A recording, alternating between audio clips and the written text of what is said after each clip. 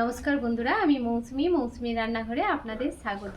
আজ আমি রান্না করব মশলা পটল। কড়াই গরম হয়ে গেছে, তাতে আমি সাদা তেল দিয়ে দেব।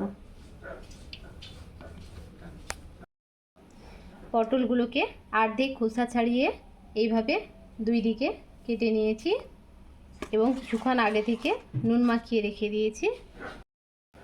তেল গরম হয়ে গেছে, এবার পটলগুলো ভেজে নেব।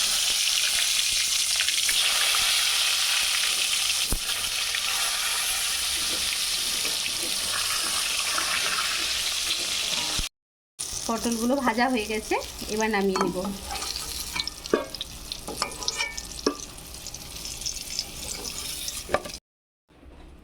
কয়েক কোয়া গোটা রসুন দিয়ে দিব।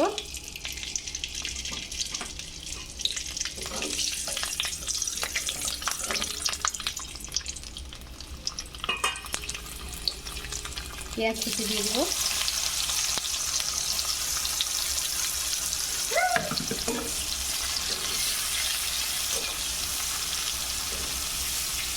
পেঁয়াজ ভালোভাবে ভেজে নেব। পেঁয়াজ ভাজা হয়ে গেছে, এবার কেটে রাখা লঙ্কা ও টমেটো দিয়ে দিব।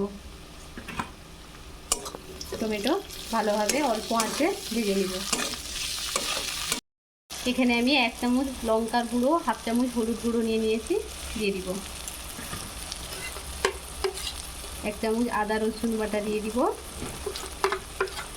1 চামচ পোস্ত বাটা দিয়ে দিব। সব মশলাগুলো অল্প আঁচে ভালোভাবে কষিয়ে নিব।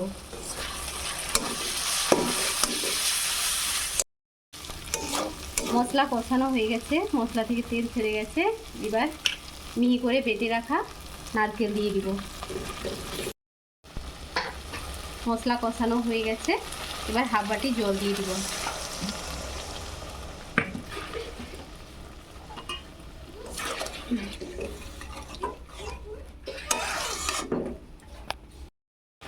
ঝোল ফুটছে, এবার ভেজে রাখা পটলগুলো দিয়ে দিব।